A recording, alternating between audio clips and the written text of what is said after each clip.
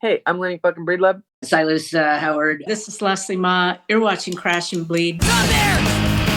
I like sun bears! What do sun bears do? They roll around in the sun. This is the last album that we released besides the Thanks for the Memories, which actually never was released. It kind of was supposed to be a promo and then that fell apart. So who recorded that? Was this a Bart? Did we record with Bart? First one was Bart 1. The second one, well, Role Models. That was the one that we recorded in, what's her name? Vampire lady. What was the lady that wrote what? The Vampire Diaries, or what was her fucking name? Her house. Kathy.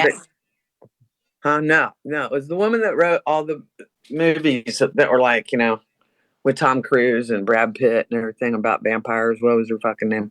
I have no idea what you're talking about. Okay, the remember Fell into Biz, that like Victorian, it belonged to the woman that wrote all these books about vampires. Her daughter had died, and she made gazillions of dollars writing books about vampires, which were really sexy, and I can't remember the names of all the movies that were made out of them, but they were $1 million efforts. And anyway, that Victorian was supposedly haunted. And then I remember setting up a whole bunch of candles and being like, hey, ghosts, help us out, be on our side. But I think Snarkism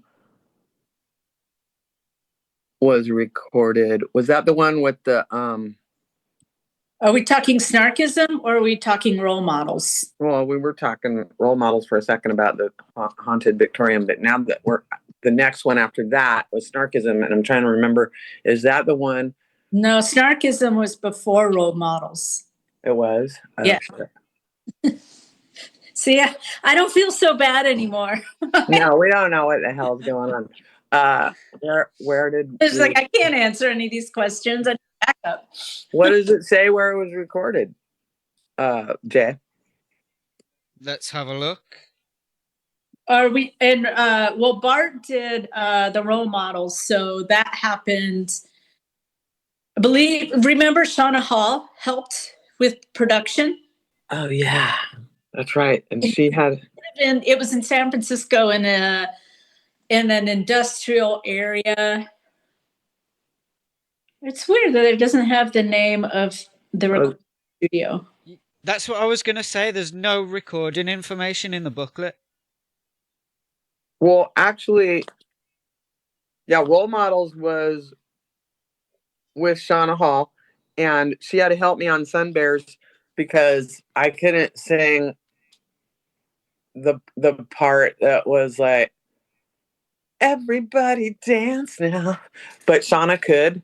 So that's actually her voice singing on Everybody Dance Now. But we did that alone in her room. Shauna Hall was in Four Non Blondes. Mm-hmm. She was a guitar player. Yeah. Well, what are sun bears? Because I don't understand the lyrics to that one. It describes it perfectly. It tells you exactly what a sun bear is right there. But it's an ironic double entendre because also, you know, bears are these big furry gay guys. Okay. That are really about not being all groomed and like shaved and depilated and whatever. And they're all about being like as big and not in shape as you want to be and having beards. And so sun bears are these little bears that live, I think they live in Australia. And it describes the actual animal, but it's actually pointing to gay guys. Right, okay. So I never made that connection. I don't know why. And that was me and Anna Joy sitting in her backyard in the sun, just being ridiculous. We were probably smoking cigarettes and eating gummy bears or something. And I was like, I just started blurting out shit, and we were like, let's write a song. And we just wrote everything down, and then there was the words. And then we decided to make it disco-y because that's extra gay. Then we got the song Old School. Is this one based off your personal experiences? Or is it just Lynn that's writing all the lyrics? I wrote a lot of the lyrics, but also there were songs that other members of the band wrote, like Taking Out the Trash. That was a Silas song. And Les, you wrote Esther Femme and the Mom Gone song? Yeah, and Hop Girl. Hoppa Girl. And then all together, me, Silas, and Tantrum got down on a filthy rug in our practice space and ate a bunch of chocolate cake and drank a giant coffees and wrote Wrong Bathroom, just blurting out lines, and I made them rhyme. So yeah, some of them were collaborations, but most of them were me because I didn't consider myself a musician. I was more of just a word guy. So that was what I wanted to bring to the table. But yeah, everybody had, sometimes y'all would come up with, like, I feel like choruses or blurt shit out in the middle. Well, I think like a lot of these songs, like Old School, New School, and Sleep Deprivation were very tour influenced again.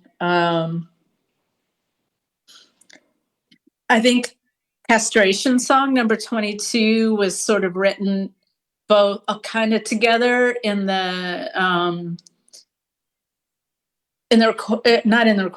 practice studio. And I think, you're spending, when you're on tour, you're with these band members nonstop. And this is before cell phones. So there was almost no input from anybody else's brain. You just like literally were passing one brain cell between all the band went for a month while you're on the road. And so a lot of these things, like, I feel like our band developed almost our own little microculture on the road.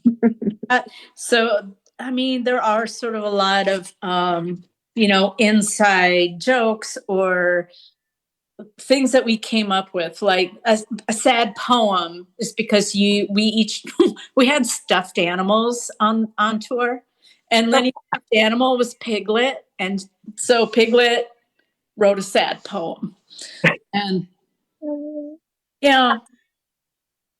Well, on that subject of that song, I think it's in Old School. Were you guys just fucking around? Did you open for Slayer because you say that in the song? You got upset. We made rent. We opened for Slayer and the Land of Big Hair. Unfortunately, no, we didn't open for Slayer, but I'm glad that maybe there was a rumor for 5 seconds. Well, the reason that came up was, remember, we played that spot, and where was it? I feel like it was Detroit or something. And we looked at their, like, how they have in the paper, they have the list of bands in a column.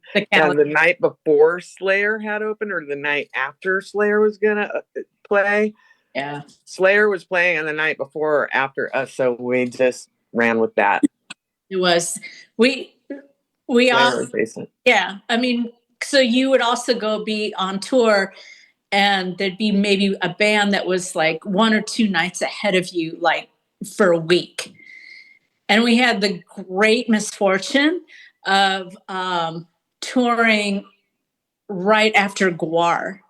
So we would get to the venue, and the carpet on the stage would still be wet and filthy and sticky.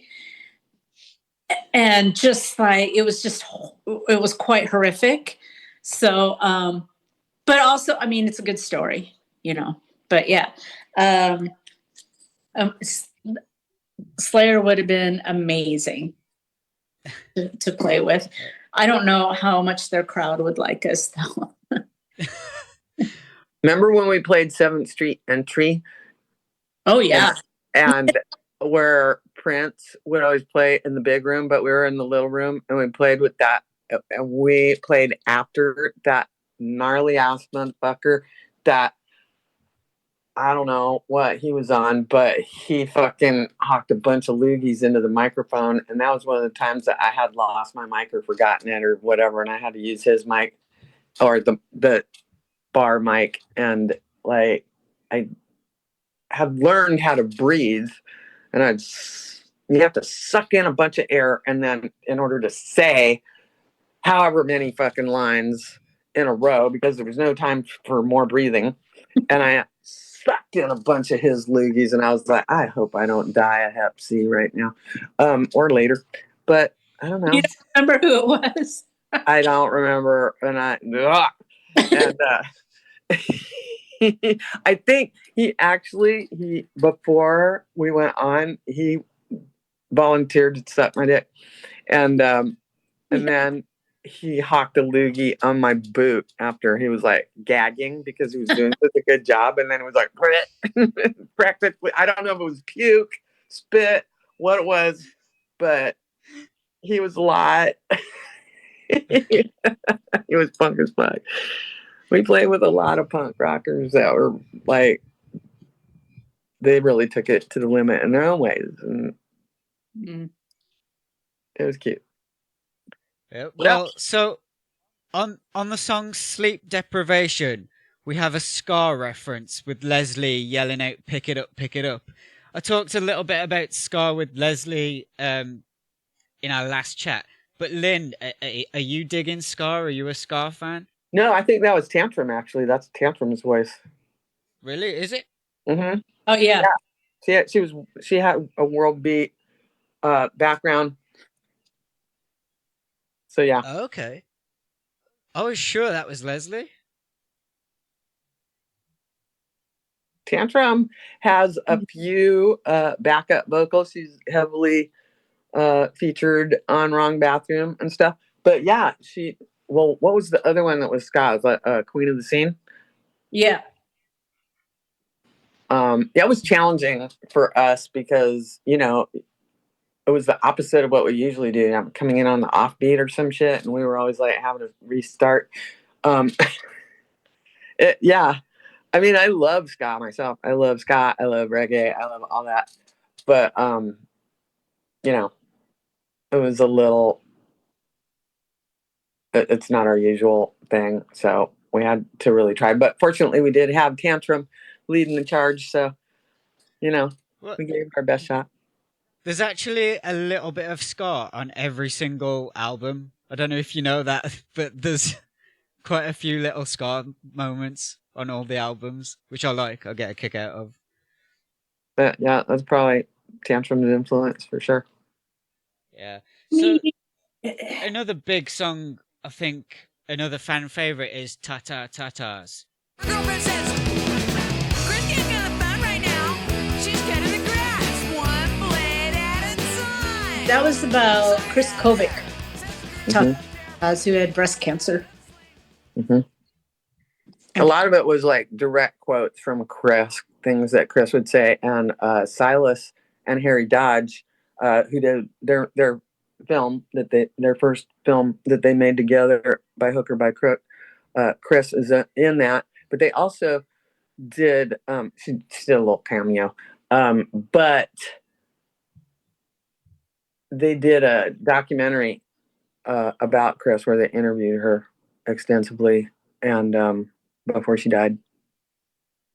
And she was like the hot local older butch. All called her Uncle Chris. Chicks dug her immensely. She and I always joked about how, you know, we like the same girls. One time when I first started dating Anna Joy, we were all hanging out at some spoken word thing because Chris was a spoken word person. And I had wandered off down the street talking to a million other people. And then when I wandered back, Chris was deep in conversation with Anna Joy. And I walked up and put my arm around Anna. And she was like, oh, shit, I didn't know. Sorry, bro.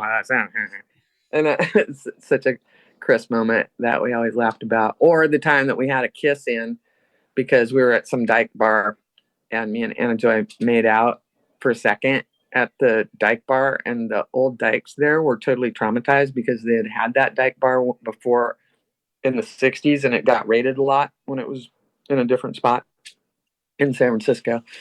And so we called the Lesbian Avengers, and we're like, they wouldn't let us kiss in the Dyke Bar. What the fuck? And the Lesbian Avengers were like, oh, we'll solve that. And so they got about 100 dykes to come in and just mob the bar, and everybody's making out with each other, including me and Chris Kovic, who we thought that was really funny because at the time we were both into femmes, but Chris was like, even the butches were shoving their tongues down each other's throat. Lenny Breedlove's like a lizard. And I was like, that is just such an exaggeration. I would never. But anyway, she loved to retell these stories of, we would tell each other's stories about each other all the time. And it's just an example of who our heroes were. They were people in the community. You know, they were just doing regular shit. Just living their lives, you know? And so I feel like for me, a lot of the purpose of Tri-Bait was to bring those, it's like little stories or images or little novellas to the fore so that anyone could imagine what it was like to be us, to live our lives in San Francisco, you know? Yeah. We were enamored with our lives. We thought everybody else should know about them. One thing that stays with me, like I'm sure it'll stay with me for the rest of my life, is the ripping drums on that song. It's impossible. I know we don't have, a drummer to talk about this with us, but it's so tricky to keep up with. Don't tell anyone I'm listening to Money Ratio's mental comfort food. I love chemotherapy. I puke up everything I eat. At least dykes think bald girls are neat. I never loved that piece of meat. It wouldn't have been cheap to keep, but I didn't want to give it to those AMA creeps. Who's coming up with those like drum fills? Is that you? Is that the songwriter? Are you letting the drummer work that in? Slade, everybody did their own thing. That was the genius of it, you know. Slade made up her drums, Leslie made up her guitar, Silas made up his, Tension made up the bass, everybody, and then they just, I mean, I don't know, is that not how people do it? I guess you could like try to micromanage everybody and tell them what to do, but that wasn't going to be me. Mm-mm. Yeah. Okay, so when you're recording these, are you listening back in the studio and sort of going through various versions of test mixes? Are you remixing over and over? Like, what do you normally like to hear in a mix? Do you have anything specific that you like to have loud? Les? I mean, when I think any band is mixing, if you get the whole band in there, everybody's like, you can't hear me, turn me up. For real. You know? And then all of a sudden, like, man, and then, whoever the engineer is, it's just like, they got to kick the band out because we can't, it's hard, I think, as an artist to edit yourself. I mean, I do feel like there was even that was even a learning curve for us about how to get along with each other. Like just pertaining to the previous question about like, we were an anarchist band. We actually felt like everybody should bring their own work, and everybody should have their own mic and everybody should be equally represented in their own way. And so even when listening back, like we were challenged to be like considerate with each other and to truly listen with an open mind. I did anyway. I think we all did, to go like, well, is this balanced? Can I hear the bass as well as I can hear the vocals? Can I hear the guitar? Is this overpowering? Is this not being represented enough?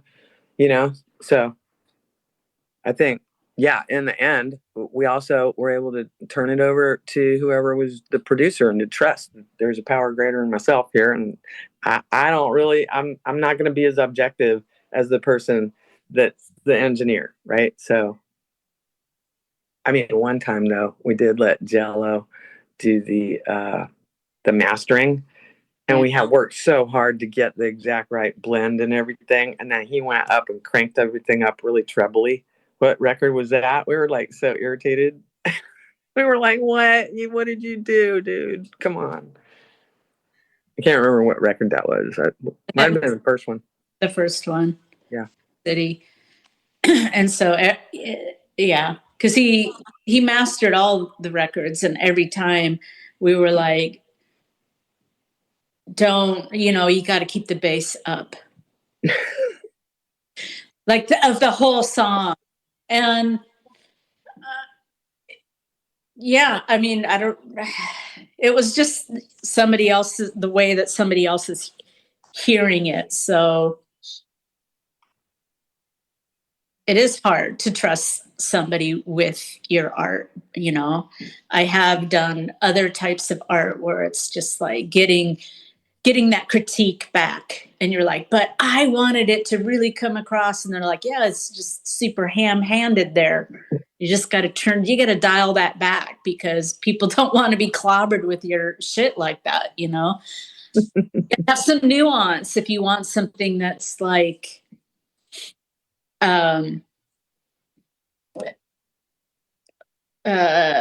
sophisticated. Or whatever. Good word, Les. Sophisticated. Yeah. It took me like 30 seconds to come up with it. So. Well, okay, so just to backtrack to the drums for a moment, I did want to get a couple of thoughts on Kat from Lynn, because I know Kat was like in the band from the early days. We did hear Leslie talk about that. But was there any female drummers at the time that would just rip in? Like what you hear in Tribe 8? Because I don't know of any. Wait, who was the drummer in ASF, Les? Sarah Bibb was. But I feel like they were really, like Max McCosey was really brilliant. And then they were in the others. Killer from Typhoon, who then ended up being the sound and light person for Le Tigre. And was in Third Sex. That's right. And, but I don't know if like L7 started the same time we did. Maybe right before, but there's earlier. Oh my God, the drummer for Babes in Toyland, brilliant, totally ripping. There was Cecilia from Frightwig, who was from early 80s, and she wasn't like super fast, but like very tribal, very powerful. Becky Rack, Lunatics, what? All the drummers from Lunatics. They used to say that all the New York chick bands had the best drummers because they were all raised in Jersey, and in Jersey they have garages. Like, okay, so Tia was from Jersey. Who? Tia. I was going to say, since we bring up the Lunatics, I mean, Lynn, are you excited the Lunatics are coming back? Oh, fuck yeah. They're one of my favorite bands. They're so hilarious. In fact, they were one of my early influences because the girl I was dating was Gina Lunatic's sister when I first got sober. And she busted out a cassette of theirs and was like, check this out. You guys should start a band. We might get Gina on the podcast. She did confirm. It's just taking a while to get it done, but Gina might be coming on. She's great. Love her. Yeah, man. I got the 5-minute warning. The paper said the girl drank a gallon of antifreeze after leaving church on Sunday. Yeah, so a song that hits me, it doesn't seem like it's a joke. It seems like it's based on real events. Is that song What the Papers Didn't Say? Are you not just taking like random shots at people? Is this based off things, personal things that you knew from people? Well, a lot of it was stuff that was in the papers, but it was actually first inspired when we were on, where were we last? I feel like was it Lubbock, Texas? And then we went upstairs. It was the smallest, tiniest crowd. And then everybody went upstairs and had this party. And oh gosh, sorry, it was really emotional at the time, and it still is. It's still an issue.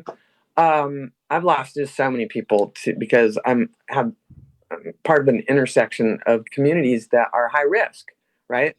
And so we're all sitting around, they're all drinking their beers and smoking weed, and one of them was like, yeah, there was this one girl that we just lost that she came out to her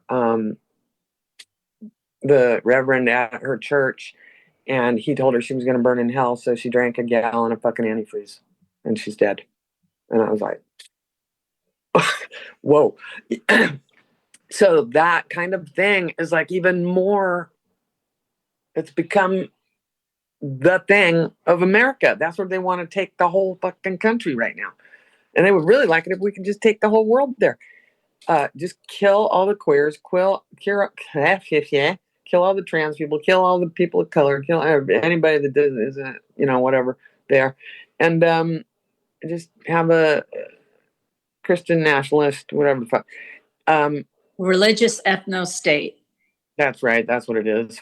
And so, yes, that's what originally made me start writing that song. And then there were a few other examples. I can't remember what they were right now, but they were all based on like news articles and the reality that continues to be. What? I mean, at this point, like, there are so many reality stories of people that are in our immediate community, it's just, yeah, just doesn't, it just can. So how do you come to like a decision to put a song like that it kind of goes off like a bomb? It's like a big impact song in the middle of all these jokes. Like, how do you come to that decision? Oh, just write I think whatever is moving us at the time. And sometimes we're in a fucking goofy mood, and sometimes we're in a fucking fuck this shit mood. I also feel like, that like the tatas right before it is about somebody passing away who's iconic, and in this case, maybe they didn't take their own life, but it's also a very serious issue. Breast cancer takes out a lot of people. And then what's after that? Queen of the Scene. I don't know, what was that song about? Just some, really awesome woman who kind of doesn't realize how great she is.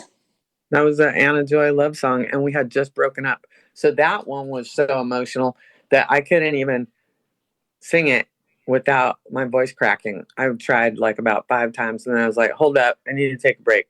So I went out in my truck and I put on the radio, and that fucking song, what a wicked thing to do to make me dream of you. And I was okay. Lenny's like now even having a hard time getting into this link, but hopefully he'll be here very soon. Yeah, do you think Lynn would talk to me one-on-one another time? Yeah, he probably would. He's coming into the chat now. There he is. Hey, Lynn. Hi. I keep trying, but nothing's. Yeah. Anyway, hi. What are you guys talking about? You. Oh yeah, good. It's my favorite subject. I was wondering that if you would talk to me one-on-one at some point. Yeah. Yeah, for sure. Yeah. Okay, that'll make things a little bit easier. All right. Do you want to finish your thought that you were talking about before we got cut off? You said you went to your truck and then that song came on. I started like crying, and then I smoked some cigarettes, and then I went back in and I fucking nailed it. But the thing is that I had to get to the part where I was able to accept that my heart was broken, and to actually be able to touch in on that, the the love that I still have for Anna Joy. Anna and I are like besties forever. Like, I would consider that the appropriate and correct and, for me, successful way to break up. And that is you go cry on each other's shoulders every day for a year, and then you judge everybody that they date after that for about a year. And then and you just tell them, I don't like that person you're dating, and they go, yeah. So, and you go, yeah. And then and then you're just friends forever. I always say, like, if you break up, for me, I need to be friends with them because they know too much. You know what I mean? Got to keep your enemies close. But Okay. Anna, but yeah, my heart was broken, and the truth of that song is like about. It's not just about her. It's about a lot of femmes, a lot of queers, a lot of trans people that I know that we're being told every day, like, that you're not enough, and like, you're my fucking hero.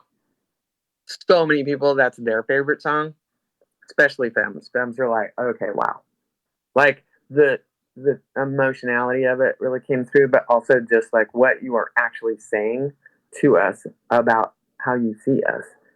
It really meant something, I think, to all of us, and we wanted to be able to talk to each other that way, you know.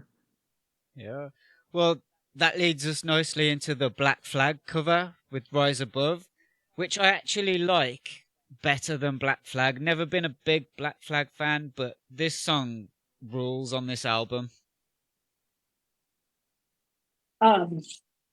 Yeah, this song has been covered by a lot of people.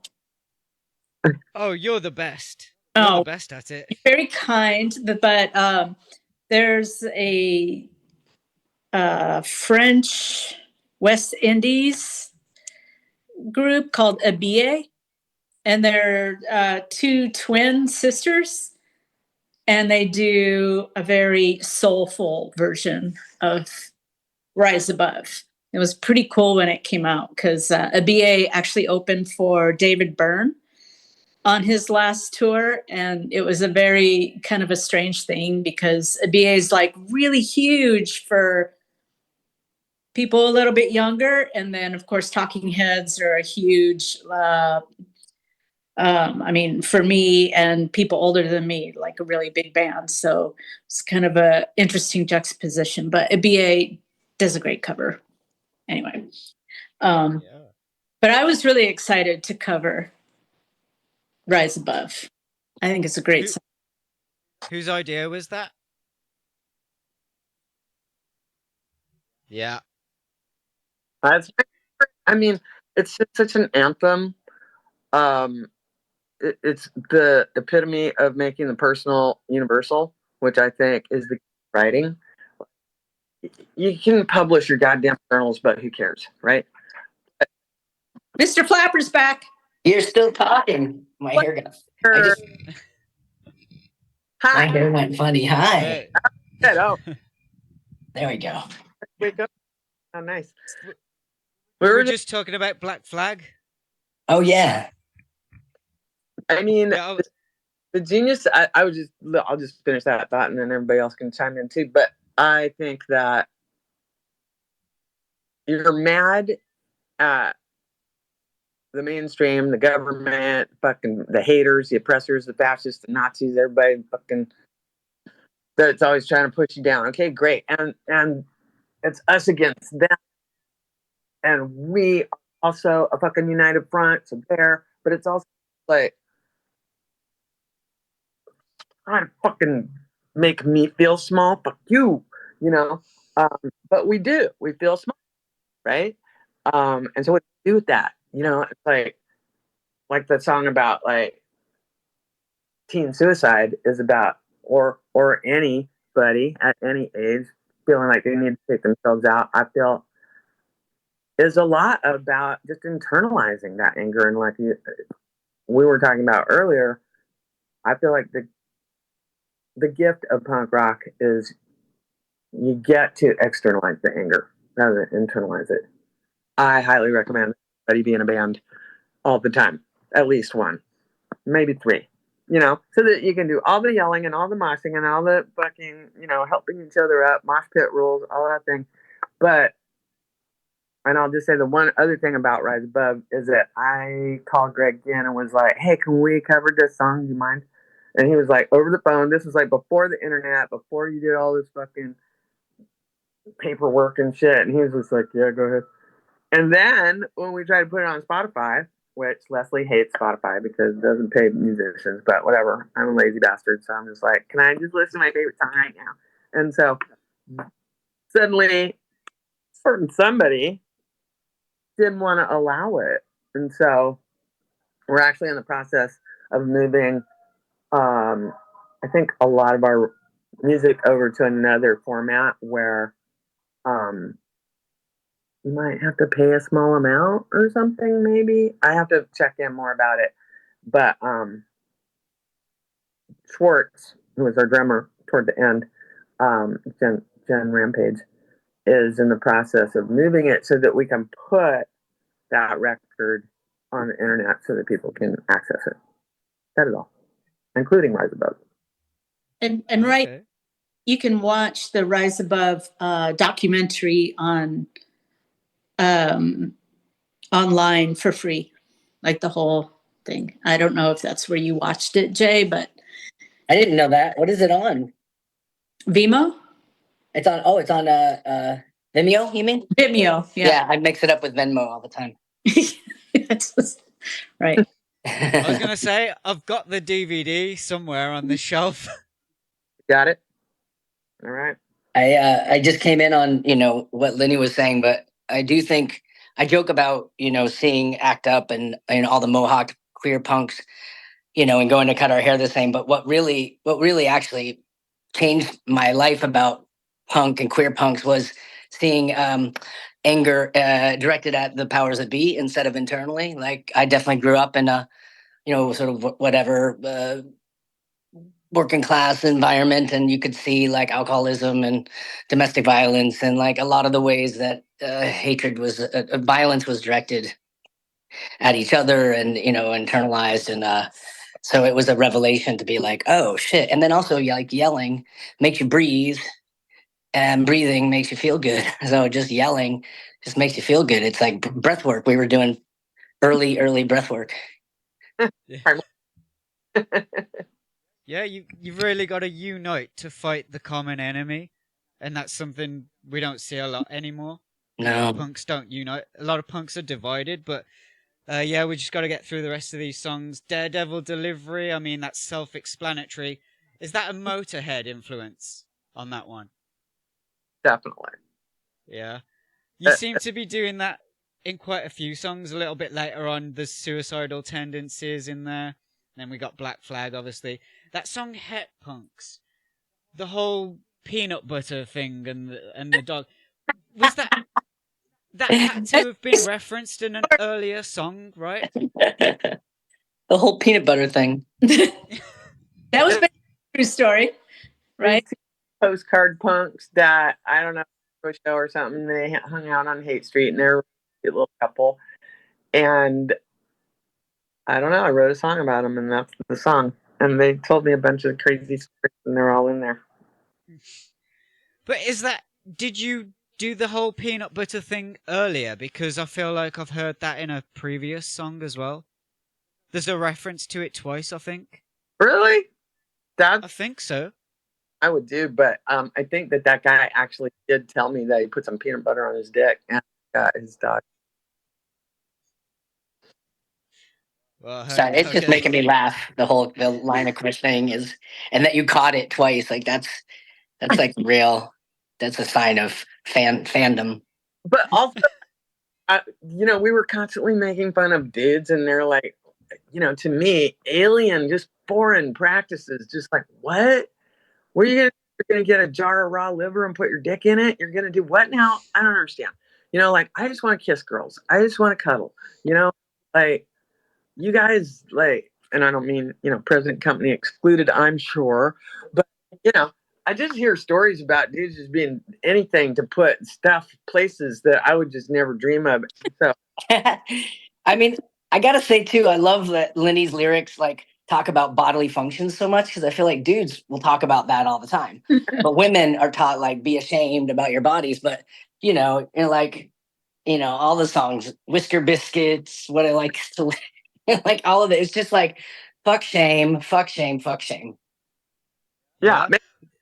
make it funny also too. But Yeah. yeah, my job Well, is helping like trans guys get around. And they will all get in the car and just start talking about their junk.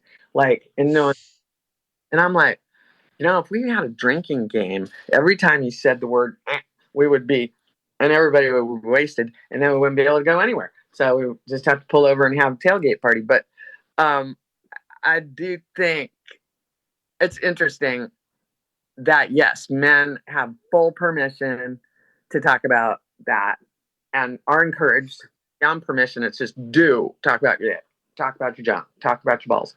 And I'm like, but I feel like girls are always told, your shit is tucked away for a reason, and with gay guys, they're like, ew, gross, fish. Blah, blah, blah. So there's a lot of shame coming at some members of community more than others about your body, as we all know. So yes, a lot of what we did to refute that. yeah. I was gonna say if we skip over taking out the trash, that leads us nicely into Estrofem, Let's not which is out the trash because that's Silas's song about class. Oh yeah. Can I just admit right now, I always used to skip that song, but in preparation for talking to Leslie, I've come to love it. And there's a lot of, I don't know, I feel like, Silas, you can talk about it, but to me, it was a real eye-opener about the kind of pain that people experience because of class. Oh yeah, I didn't realize I was on mute too. What were you saying? Yeah, I didn't realize I was on mute. I was giving Jay some shit and saying, "Well, you have your homework assignment now." But continue. Yeah, there was a lot of white trash parties back then. It was a lot of like, let's be, there were white trash restaurants. It was just like a thing in the '90s to be not blackout of tooth and crop top and trailers, and yeah, it was like a cartoon. Totally. It was like it's okay to make fun of poor white people, because you can make fun of poor people as long as they're white, right? And it's like, and just the culture. It's so racist too, because it's like they had to make it distinguish. I mean, it's just all fucked up, that whole thing. And it's kind of also like what you were saying earlier about people visiting violence on other people in their community and their family and their partners and their kids and themselves, and how yeah.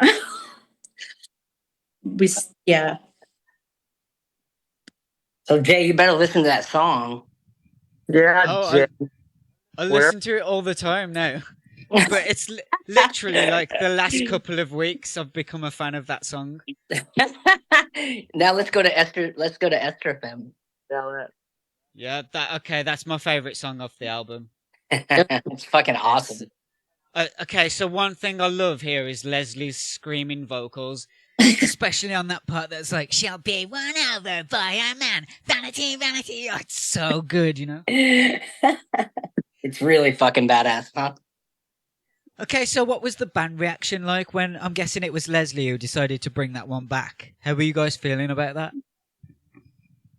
Loved it. Yeah. Were you? But you had heard the ASF version, maybe, or no? I didn't. Yeah, I think I had heard it, but I can't remember how. I think we must have listened to it as a band, because I don't think you alone were like, "I want to cover this." I think we all wanted you to do the song again, but I can't remember now. It's like a million years ago. I feel like we must have listened to it in order to fucking kind of get a feel for what it was to redo it. But I wasn't for them. Leslie's just such a total badass original, like the guitar and your presence on stage, like We're very fortunate to have such powerhouse personalities in this band, myself included. I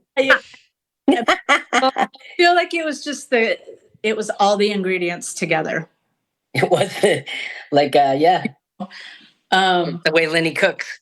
He takes everything from the fridge, puts it all together, and you think, ah, and then you're like, oh my God, this is the best thing ever. or who knew that was edible? Otherwise known as. Okay, so who brought the additional lyrics in? Was that all Leslie's writing? Did you guys add new lyrics? No, I changed the lyrics to it being about like just being a punk girl to being like a femme, a dyke, a femme dyke, you know. And for me, it was just like there's misogyny within like the queer community. Yeah. And I felt like that needed to be addressed. I mean, it's just one of the many things that Tribe 8 addressed. But that was something that I felt was really important. You know, femmes of all stripes. Yeah, it was an important part of the conversation too in the community. There was like conversations about butch and femme. Like we were like role playing or cosplaying, I guess you'd call it now. Like different, like I think the butches were sort of trying to act like men, but there's some really unattractive things that were replicated in that at times.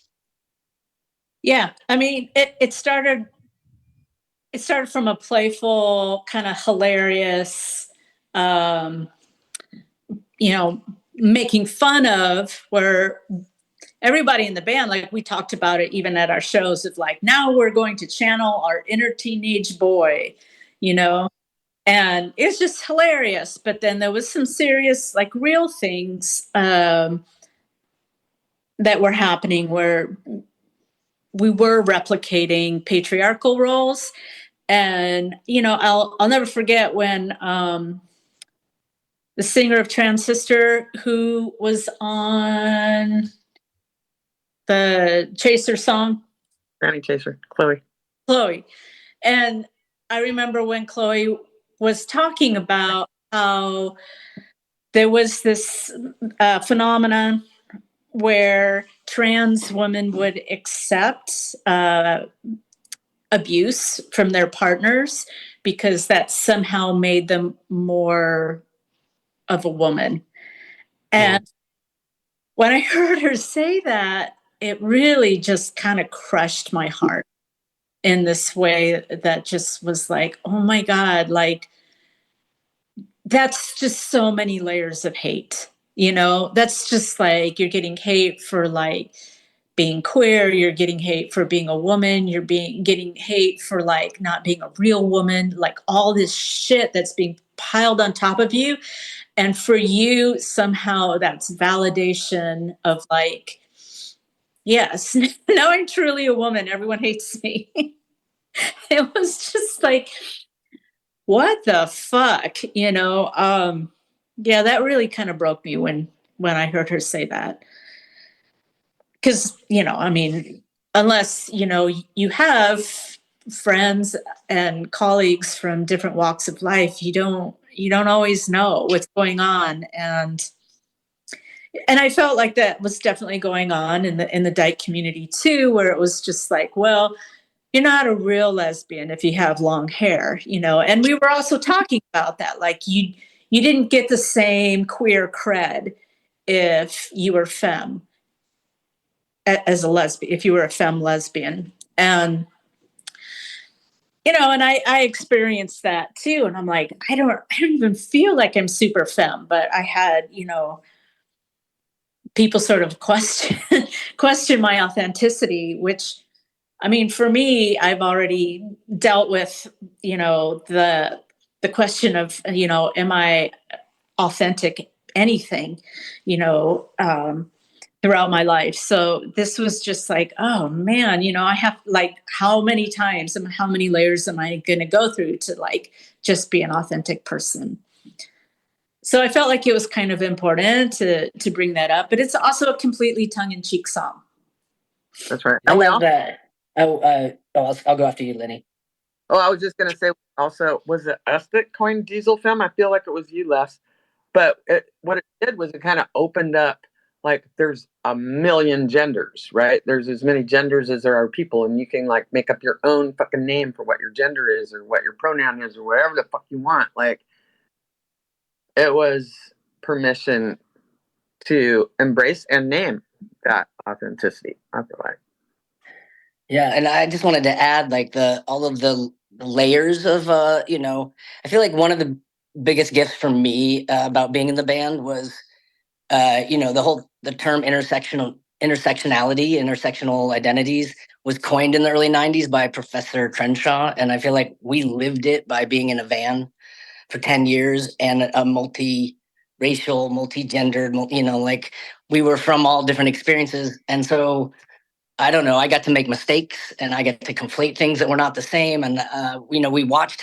What was it like when we went in the South? What was it like for Tantrum at Gilman Street? Like, sometimes there was more racism there for her than in the South. And so all of these, what you said, Leslie, you don't necessarily know unless you're next to people who have certain experiences. And I think I wouldn't have known as a white person like certain sensitivities around race in the community that I was part of, including myself, if I wasn't tripping over it and hurting the feelings of my close people unintentionally. And so I think that was a really big gift. Like, we really didn't fit. We were in betweeners in so many ways. We were just in betweeners, and so the gift was we kind of got to go everywhere because we didn't fit in anywhere. Yeah, and I during the ASF interview that I did with Jay, I actually mentioned that conversation that you and I had about your transitioning, and because I feel like it was this type of conversation that I wanted to talk about,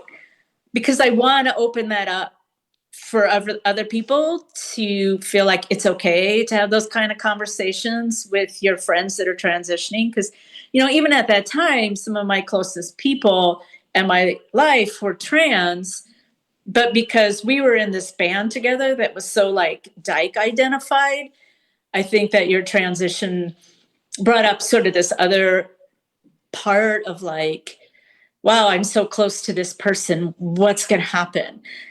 And it's just, and it ended up just being like, oh, you're really you're not a different person at all. Yeah. You're the same, but more yourself, and obviously a lot more comfortable with yourself. So, but when it was happening, it was sort of the sticking point of like, well, if this, what does that mean that somebody that I have such a strong identity with changes, and like, yeah, you can be different from somebody and trip over, their identity, and you can have a conversation about it, hopefully, like, keep Yeah. skills to be able to do that. And I know I've been granted a lot of grace with people where I'm just like, oh, your name is different, and it's going to take me a long time to like get that into my brain, and I'm going to mess up like 6 months later. And so, yeah, it's, so yeah, that was something that, I feel like is sort of important to bring up. It is. Talked about that a little bit. Oh, I'm glad. Yeah, like being willing to have uncomfortable conversations. I think we're so like trained out of being uncomfortable. It feels like, and the trend and with internet politics, there's so much about perfectionism, which I can't I can't be in your revolution if it's about perfectionism, because I'm a messy person that makes mistakes. And so yeah, that was the benefit of being siblings together, is that we could learn and grow. I haven't talked about my gender dysphoria with anybody, like, because I'm so confused by it myself. Like, I've just never felt like a dude. Don't necessarily feel like a woman. I'm kind of fine looking the way I do. It's such a complicated, weird, internal thing that I have. I don't know. But it'd be nice to talk to Lynn and Flipper one-on-one, maybe, about that. I don't know. Yeah, it's so confusing. And even growing up with trans friends, like by the time I realized I wanted to transition, I felt like I was at the edge of a cliff. I really felt like there was so much. And then as I transitioned and started to pass, it really confused me because I didn't do it for that. And so then after a lifetime of being the big old dyke in the room and never having to out myself, I had to constantly out myself, which I was glad to do. And it's a privilege to be able to be safe enough. But it's so complicated, like, so it's interesting the different directions of what it means. Feminine going one way, like if you're a Black trans man, what happens to you when you pass. There's so many interesting conversations and difficult conversations around it. But yeah, I'm happy to talk about it anytime you. Yeah. What- Okay. Oh, What's that? I was just going to say really quick, I did Google trans directors just for the heck of it. And you are sandwiched right between the Wachowski sisters. What? Yeah. No way. Lily, Mr. Flapper, and what's the other one's name? Lily and oh God, I'm forgetting the other name because I know Lily, but I don't know the other. Wow, that's fucking cool. That's Sandwiched right in between. Oh my God, I can't believe I'm in that sandwich. Who would have thunk? I know, that's crazy. I Flapper's- want to rewatch Bound again because now that we know that, it makes Right. more sense that they made that so well. Right. I'm sorry, Jay, what were you going to say? Oh, I was just holding up a Bound Blu-ray. Oh yeah, that's so good. They just played it at Vidiots. wow. I wasn't in town, but I gotta rewatch it. It's such a good movie, man. I've totally forgot what I was going to say, but just a curiosity for Leslie was, jumping ahead to Happer Girl. I mean, is Estrofem and Happer Girl, is this all happening on one take, vocally for you? I'm sorry. It's Lily and Lana. Oh yeah, Yeah. Lily and Lana. okay, Lana. Okay, Yeah. Is there twins? I don't know if they're twins. Yeah. Sorry. What was the question? I was asking if the vocals for you were happening on one take. Oh.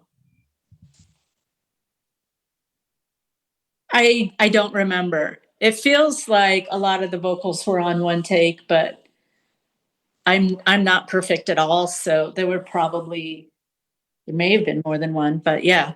It's definitely a screaming and breathing song for sure. Yeah, it's so good. It's so good. Yeah, I think Prison Blues, maybe there's a story there. Wasn't that about the like exporting prison-made jeans to Yeah. high end in other countries? Right.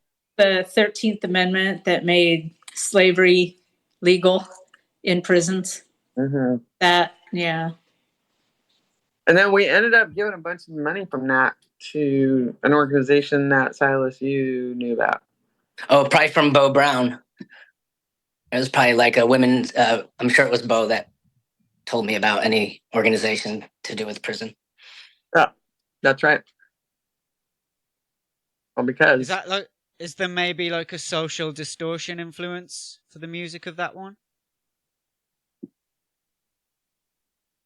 Can't even remember that song. I know. See? oh, it was a quieter song. I feel like We didn't play it a lot live. We didn't play it a ton live. because we would only play like loud, fast songs live. Flipperized. No, it was pretty chill, calm, quiet. It was a really pretty. I thought it was a pretty song, considering the subject matter was not very pretty, but the song was kind of pretty. Yeah. Well, I mean, the album comes to a close with that dance remix, so like everybody's having a good time by the end of it. What do you think the fan reception of this album was? Did this sell better than the last two albums? I have no idea what We have no idea. Well, right? It's my personal favorite. I think we really had come together as a band, and our skill sets were had been honed for a decade. We started out knowing nothing, and we ended up kind of knowing our shit and knowing each other well enough to like really be able to bang out. I feel like an artistic success. I don't care really if people like my shit or not. I never listen to it again once I'm done with it. But making it was satisfying and fun, and there was depth. And I think most of the people that I know Is this like sarcasm? the fact that it's not available online right now is probably fucking us a little bit, and the like whether or not anybody likes it, because nobody knows it exists anymore unless you were at the show. Yeah. Well, I mean, is there a future to this band? Are you guys gonna make a real comeback? Well, we played in my driveway. That was March, February. I sent you that little clip from People Hate Me. We're gonna make a comeback playing driveways only. Yes, Driveway tour. way near you. That would be cool. Actually, I'd be totally into that. We're gonna get kicked off here pretty soon. Okay, I actually have to Right. go as well. Okay. But I'll put my phone number in, or what? IG? What do you want? Where do you want to meet at? Instagram. If you can find me on Instagram. I've Okay. sent Yeah, you a I found message. I don't know if you've seen it. Is it Day Bleed or is it Crash and Bleed? Crash and Bleed, J Bleed. So I think you can find me on both of those. Okay, so how long have we got? We got 5 minutes or? Oh, We're about to go, I think. yeah, probably pretty soon, but yeah. All right, so quick question, since we have both guitar players here. Do you guys have a preference? So you like, is one always left, one always right? Because sometimes they pan left and right. I feel like I was always on the stage right. Like if you're facing the audience, I feel like I was always on the right. Do you remember that? But maybe not. Maybe I'm making that up. We'll have to look at pictures. Oh, well, Yeah. picture right here. And it says, let's see. But Leslie was lead guitar, and so I don't know if maybe Tantrum and I were always Yeah, you're on the right. together. You're right there. Me and Silas. Tantrum, because I'd always like Tantrum would complain because I would get in front of her and squish her out of the way. Yeah. Yeah. All right. And there's Colt. Okay, so are we all promising that we're going to come back on? Flipper's coming back on. Lynn's coming back on.